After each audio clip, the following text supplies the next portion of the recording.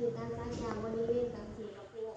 ก่อนอื่นจะมาศึกษาข้อมูลคนเจ็บที่ซื้อว่าเขาข้ามมาอยู่50 ปีวันโมโมทำไมจะมาซักสาเหตุเจ็บของเขาโมมีอาการปวดขาตามในการดูลมทางโมในขณะที่การ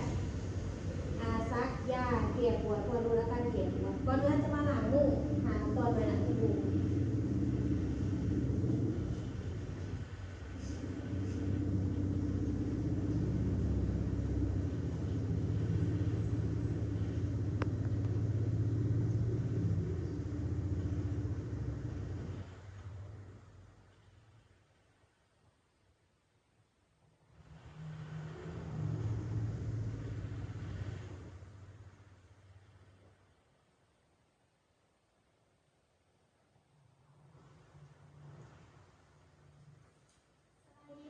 พอมีซื้อมาอย่างนี้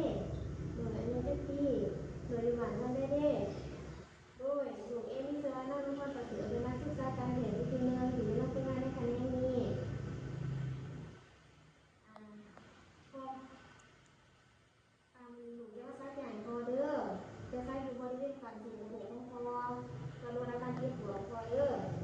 พอซื้อยามาเรื่องนี้มีวัดแผลนอกด้วย ถ้าเขาจะมากวดยาเขาตรงกันกันบ่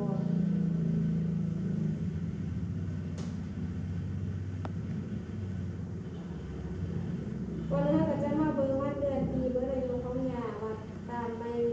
อ่าในการของแผลสังโมเขาก็จะมาหลังเลย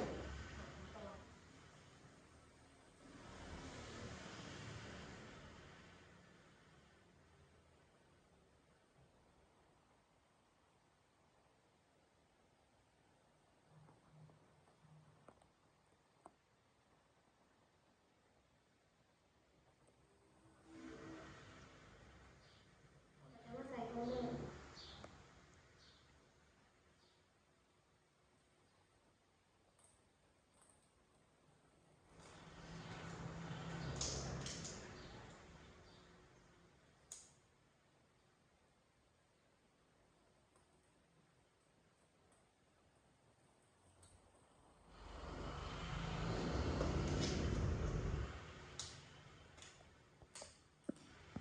สำหรับอุปกรณ์ของเราจะมีก้อนแป้งเสริมอังโกนมีอ่ากระถาที่ใช้สำลีแห้งเปียกแห้งมาแล้วนะคะที่ประสานหรือมีซ้ำตัวที่เขาเขียบเอาสำลีเปียกและสำลีแห้งออกมาแล้วนะคะเขาจะเขียนใส่ให้ถึงยาทั่วไป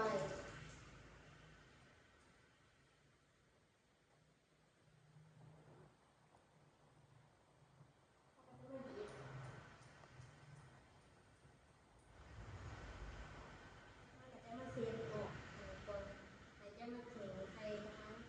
ถึงยา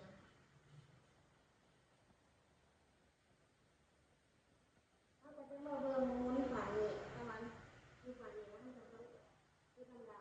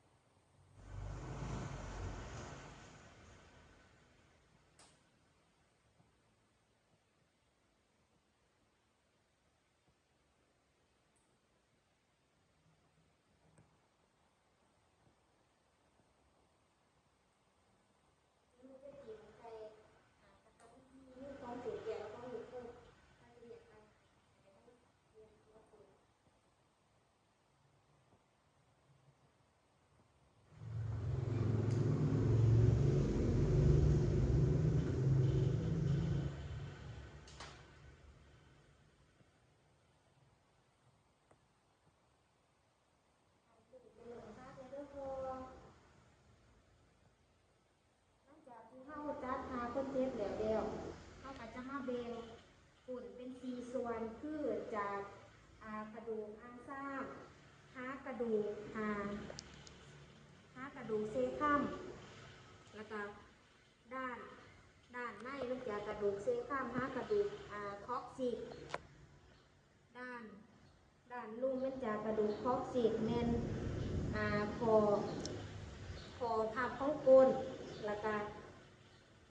ด้านนอกมันจะกระดูกอ่างซ้ำหากระดูกกกขาแล้วเราก็จะมาแบ่งกดเป็น4ส่วนคือเราจะมาซักแมนเราจะซักแมนด้านเทิงเบื้องนอกของกดเป็น4ส่วนเป็น4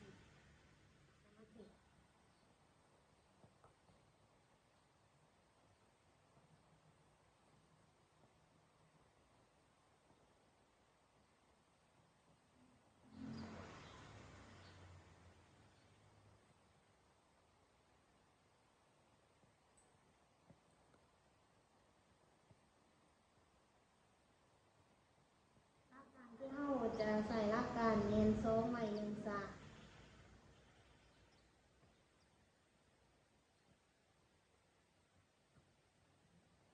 ดูดขึ้นเล็กน้อย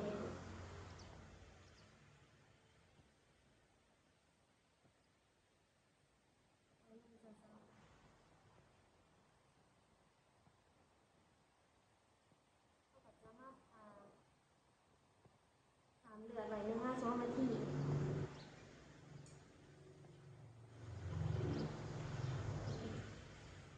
แล้วเด้อพอนี่จะว่าให้พอพักผ่อนเลยเด้อให้กับที่เขาจัดทางต้องเจ็บให้นอนนี่ค่ะสบายเลย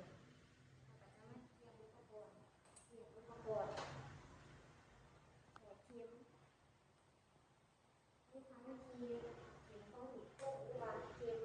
อันนี้ละเอียดบางอาการปวดของเปลือกอันนี้เช่นเดียวกันจะเข็มใส่กระทั่งทีนาทีที่เสือก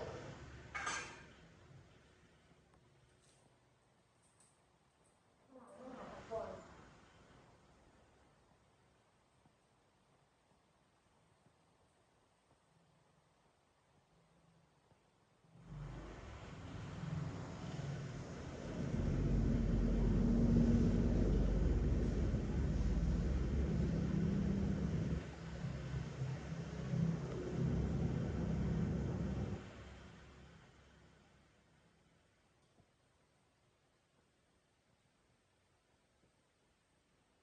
บันทึกในวันที่3 เดือน 7 2026ได้รับยาให้พอค่ำอายุ50 ปีได้รับยาแก้ปวดให้เล่าอยู่บริเวณกระโปงผ่านไป15 นาทีนั้นบ่มีอาการหยังบ่มีอาการระคายเคืองปวดเดะ